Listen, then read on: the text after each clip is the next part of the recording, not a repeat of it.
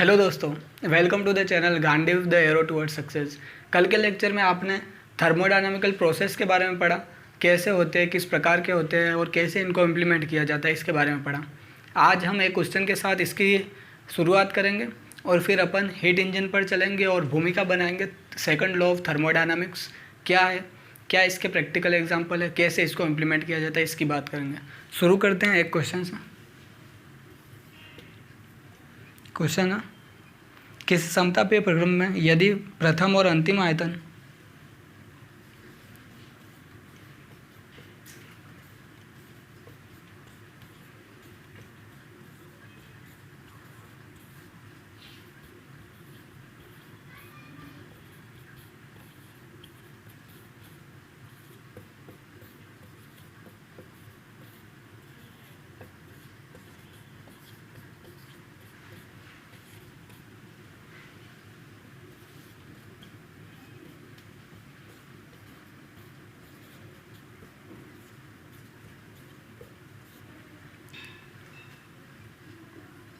प्रथम व अंतिम आयतन 5 मिलीलीटर व 15 मिलीमीटर है,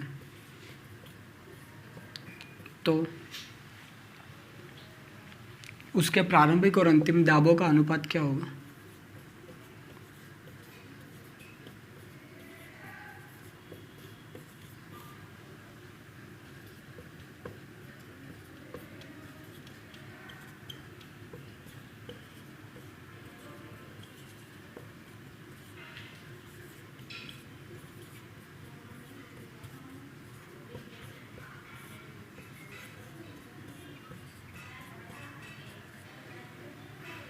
यह 27 डिग्री सेंटीग्रेड पे इम्प्लीमेंट हो रहा है।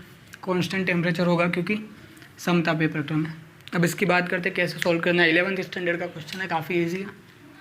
समतापीय प्रक्रम क्या रखा है, तो इसकी इक्वेशन लिख देते हैं PV is equals to constant.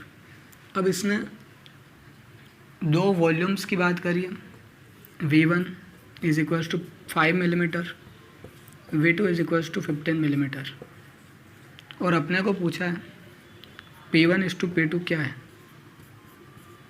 तो काफ़ी इजीली इम्प्लीमेंट हो सकता है ये।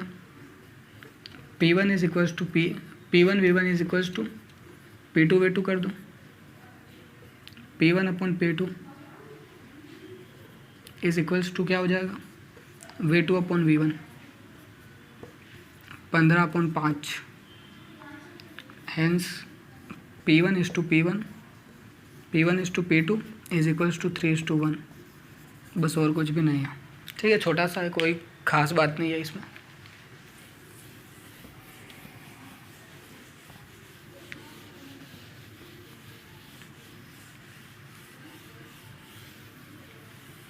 आगे बढ़ते हैं और बात करते हैं सेकंड लॉ ऑफ थर्मोडायनामिक्स क्यों आया, इसकी क्या ज़रूरत थी, किस चीज़ को इंडिकेट करता है। तो जो फर्स्ट लॉ ऑफ थर्मोडायनामिक्स था, इसने अपने को ये बताया कि जब आपने किसी सिस्टम को हीट दी है तो वो किस फॉर्म में काम करेगी। यदि निकाय को आपने हीट दिया तो वो सिस्टम से कुछ काम करवाएगी और सिस्टम के मॉलिक्यूल्स की इंटरनल एनर्जी को बढ़ाएगी। ठीक है, इतना कह के पहला लॉ जो था, पहला प्रिंसिपल जो थर्मोडायनामिक्स का था, वो चुप हो गया। अब इसका मतलब क्या है, आपने सिस्टम को हीट दी तो निश्चित रूप से सिस्टम कुछ वर्क करेगा और इंटरनल एनर्जी में बढ़ोतरी करेगा। लेकिन कैसे होगा ये। ठीक है, मान लो आपने अपने दोनों हाथों को रगड़ा, तो रगड़ने से आपने क्या किया, वर्क किया। इससे आपको क्या मिली, हीट मिली, हाथ गर्म हुए, हीट मिले। ठीक है, अब आप चाहते हो कि किसी प्रकार से मैं हीट लूँ और उससे वर्क करना चाहूँ। मतलब अब नेक्स्ट स्टेप में आप चाहते हो कि आप किसी भी सोर्स से हीट लो और आपके हाथ ऑटोमेटिकली घूमने लगे।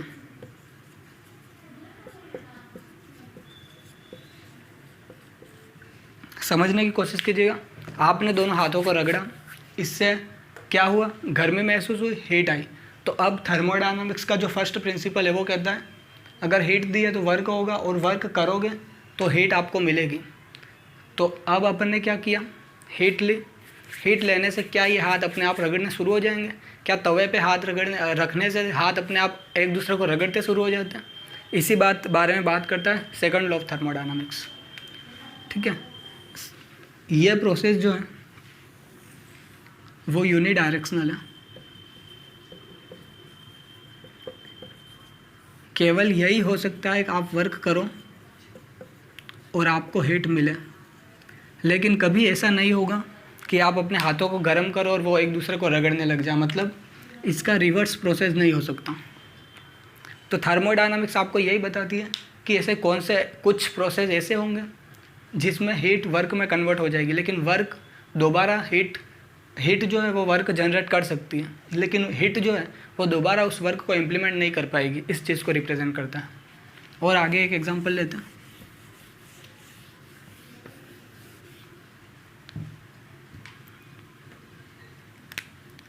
ये आपकी गाड़ी थी,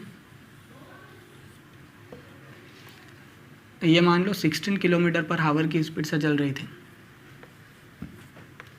ठीक, आगे जाके आपने यहाँ पे इसको ब्रेक मारा, ये 20 किलोमीटर आवर की स्पीड से चलने लगी। क्या हुआ? 40 किलोमीटर की कमी आई। ठीक है, 40 किलोमीटर पर आवर की जो स्पीड थी कम हो गई। कैसे कम हुई? आपने अपने जो इंजन था उससे इसकी स्पीड 60 कर रखी थी, लेकिन जैसे ही ब्रेक मारा कुछ एनर्जी जो है वो यहाँ पे हीट की फॉर्म में लूज़ हो गई। तो अब जो 60 किलोमीटर चलाने की जो एनर्जी थी वो हीट की फॉर्म में यहाँ पे लूज़ हो गई, तो स्पीड 40 किलोमीटर कम हो गई और आपकी जो नेट स्पीड रही अब वो 20 रही।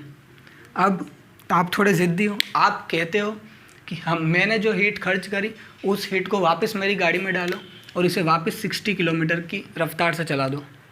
क्या ये पॉसिबल है? आपने अपनी हीट जो कि 40 किलोमीटर एडिशनल स्पीड को कवर अप कर रही थी, उस हीट को आपने वेस्ट कर दिया। ठीक है, उस हीट को आपने वेस्ट कर दिया। तो अब क्या ये हीट वापस आपको 40 किलोमीटर की स्पीड देगी? क्या इन्वायरमेंट में खर्च करी हुई हीट को आप दोबारा वर्क करवा सकते हो? ऐसा नहीं हो सकता, आप प्रैक्टिकली जानते हो। तो ये सेकंड लॉ ऑफ थर्मोडायनामिक्स जो आएगा वो इस फर्स्ट लॉ को वैलिडेट करेगा कि कब ये लॉ काम आएगा। ये सिर्फ ये बताता है कि प्रोसेस होते हैं, वर्क हीट में कन्वर्ट होता है, हीट वर्क में कन्वर्ट होती है, लेकिन सेकंड लॉ ऑफ थर्मोडायनामिक्स ये कहता है कि हर हीट वर्क इम्प्लीमेंट नहीं कर सकती। इस चीज़ की बात करता है। अपन आगे बढ़ते हैं इसमें।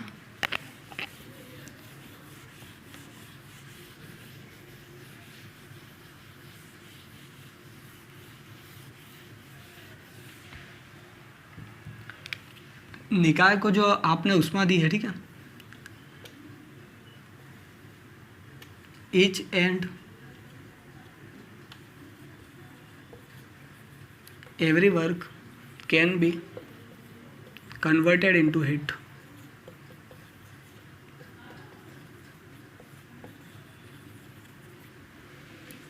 but each heat cannot implement any task.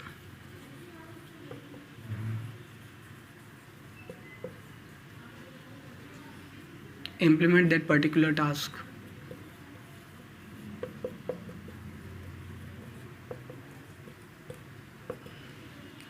ये बेस है, ठीक है, लॉ नहीं है। इसका क्या मतलब है कि जो वर्क है वो तो हीट में कन्वर्ट हो जाएगा, लेकिन सारी की सारी हीट वर्क में कन्वर्ट हो ये ज़रूरी नहीं है। जैसे आपके घर की टंकी से पानी नीचे आता है नल में, ठीक है, नल में पानी आया, आपने इस पानी को निकाल लिया, क्या ये पानी अब ऑटोमेटिकली टंकी में वापस जा सकता है? ऐसा नहीं होता है। सेकंड लॉ बस इसी चीज़ को वैलिडेट करेगा, कब ऐसा होता है, कब नहीं होता है, क्यों नहीं होता है, इस चीज़ की बातें करेंगे। आप अपन ज़्यादा टाइम वेस्ट न करते हुए सेकंड लॉ पे आते हैं और हीट इंजन की बात करते हैं। इसके बाद 2 स्टेटमेंट आएंगे सेकंड लॉ के और सेकंड लॉ खत्म हो जाएगा, ठीक है। हीट इंजन पे आता है।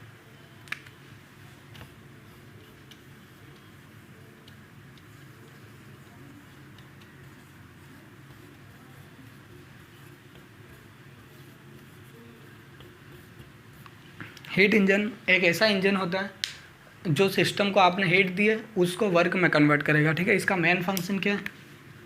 To convert heat into work.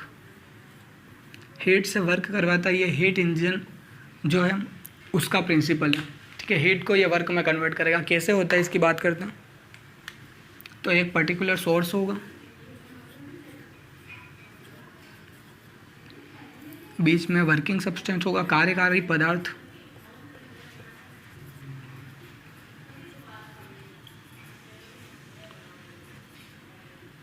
और फिर आएगा सिंक।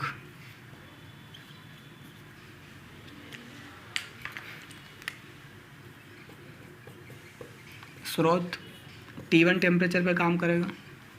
सिंक जो बाह्य वातावरण है या ठंडा जो स्रोत है उसके कंपैरिजन में कम गर्म जो है ऐसा एक इन्वायरमेंट देगा। सिंक T2 टेम्परेचर पे काम करेगा और ये वर्किंग सब्सटेंस कार्यकारी पदार्थ है। इसमें आप आइडियल गैस को अज्यूम कर सकते हो या फिर पेट्रोल वगैरह ले सकते हो। अब क्या होगा समझते हैं, यही से आपका फॉर्मूला जनरेट होता है। सोर्स ने T1 टेम्परेचर से इसको Q1 हीट दी, वर्किंग सब्सटेंस को सोर्स ने इस पे काम किया और Q1 हीट दी। इस Q1 हीट से जो वर्किंग सब्सटेंस है उसने W काम किया और कुछ हीट लूज़ कर दी सिंक में, ठीक है। सिंक और कुछ बड़ी बात नहीं है, ये कम टेम्परेचर वाला इन्वायरमेंट देगा वर्किंग सब्सटेंस को। ये एक ज़्यादा टेम्परेचर वाला सोर्स है, स्रोत है। स्रोत से Q1 उष्मा आई, Q1 उष्मा से वर्किंग सब्सटेंस ने W काम किया तो सिंक को Q2 उष्मा दे दी। तो वर्क कितने के बराबर हो जाएगा? Q1 minus Q2। ओवरऑल कितनी हीट आपको मिली थी? Q1, उससे W तो काम हो गया और Q2 हीट जो थी वो सब्सटेंस के पास चली गई। तो ओवरऑल ये एक्सप्रेशन आपके पास आया। वर्क कितने में हुआ? वर्क जो हुआ वो कितनी हीट से हुआ? कितनी हीट से होगा? Q1 सोर्स के पास एनर्जी आई, Q2 इसने दे दी, तो Q1 में से Q2 गया तो उतने में से वर्किंग सब्सटेंस ने क्या किया? वर्क किया। बस यही फॉर्मूला है। इसको आगे बढ़ाते अपन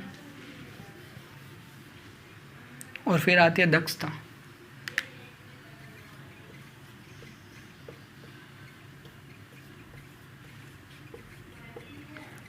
इफिशियंसी, वर्किंग सब्सटेंस की इफिशियंसी इसको ईटा से रिप्रेजेंट करते हैं। क्या होती है? जो हीट आपने सिस्टम से ली, ठीक है, उसको नीचे रख देना, हीट गेन, हीट गिवन। जो वर्किंग सब्सटेंस है उसको कितनी हीट दी गई है और ऊपर आ जाएगा work done by the system. आपने सिस्टम को हीट दी है तो सिस्टम खुद काम करेगा, आप सिस्टम पे काम नहीं करोगे, ठीक है। तो इफिशियंसी का जो फॉर्मूला हो जाएगा ये हो जाएगा निकाय द्वारा किया गया कार्य, निकाय द्वारा कार्य, और नीचे हो जाएगा दी गई ऊष्मा,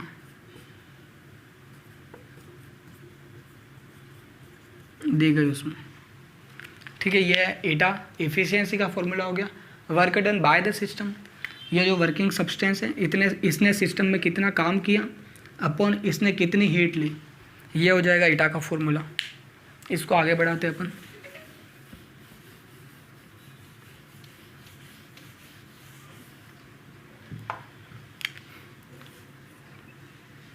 ईटा is equals to work done कितना हुआ था? Q1 minus Q2 upon heat कितनी दी थी आपने? Q1 दी थी। तो eta is equals to Q1 upon Q1 minus Q2 upon Q1। इसको ऐसे तोड़ सकते हैं तो 1 माइनस Q2 अपॉन Q1। ये efficiency of A heat engine, heat engine जो उसकी दक्षता का फॉर्मूला है, ये नोट कर लेना, ये इंपॉर्टेंट है। और वो भी याद कर लेना, work done by the system and given heat to the system. ये फॉर्मूला आया दक्षता का 1। आगे बढ़ाते हैं इसको।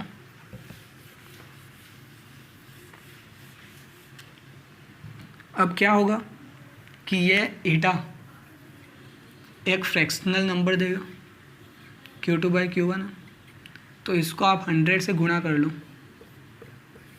तो ये आपको परसेंटेज में वैल्यू देगा। ठीक है, नॉर्मली इसकी वैल्यू आएगी फ्रिक्शंस में, जैसे 0.9, 0.8 इस तरीके से आएगी आइडियल गैस के सिचुएशन में।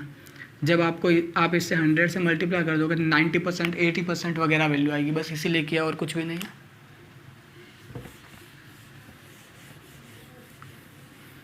अब यहाँ से एक बेसिक फॉर्मूला जो सेकंड लॉ ऑफ थर्मोडायनामिक्स है उसकी बात होती है कि यदि Q2 बराबर 0 हो, इफ़, तो फिर ईटा क्या होगा, 1 - 0/Q1, eta is equals to 1, means 100%। ठीक है, 100% हो जाएगी इफिशियंसी। अब जो सेकंड लॉ ऑफ थर्मोडायनामिक्स है वो यही कहता है कि आप ऐसा कोई हीट इंजन नहीं बना सकते जो 100% इफिशियंट हो।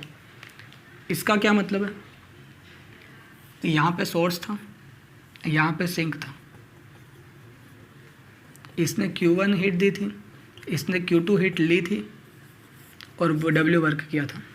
तो जो सेकंड लॉ ऑफ थर्मोडायनामिक्स है उसका जो बेसिक प्रिंसिपल है वो ये कहता है कि आप जब वर्किंग सब्सटेंस को Q1 हीट दोगे तो ये Q2 हीट सिंक में ज़रूर लॉस्ट करेगा। इसकी हीट 100% वर्क में कन्वर्ट नहीं हो सकती है, ये कहता है सेकंड लॉ ऑफ थर्मोडायनामिक्स। उसकी डेफिनेशन यह है कि किसी निकाय को दी गई संपूर्ण ऊष्मा कार्य में रूपांतरित नहीं की जा सकती, कुछ न कुछ हीट जो है वो लूज़ होगी इन्वायरमेंट में। उसकी बात करता है, क्यों होगी इसको समझते हैं अपन।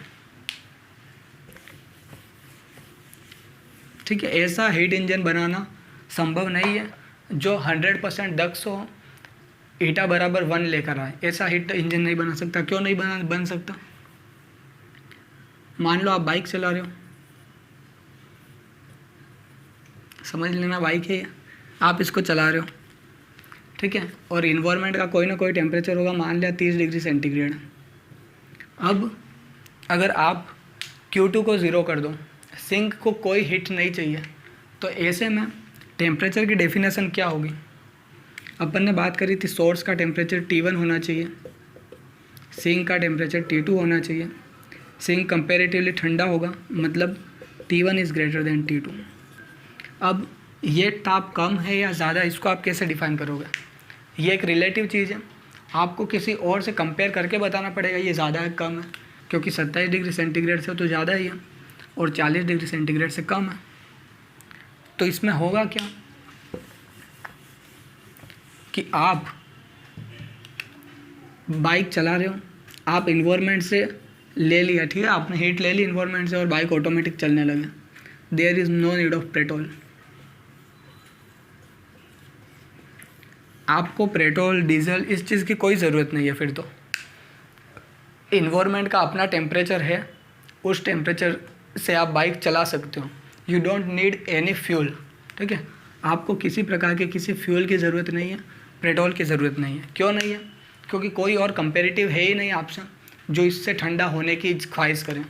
लेकिन होगा क्या, प्रैक्टिकली क्या होता है, आपने एक पेट्रोल लिया वर्किंग सब्सटेंस के रूप में, तो ये पेट्रोल एक हीट जनरेट करेगा आपके जो सिस्टम है गाड़ी में, उसमें वो हीट कुछ वर्क करवाएगी और कुछ इन्वायरमेंट में लूज़ हो जाएगी।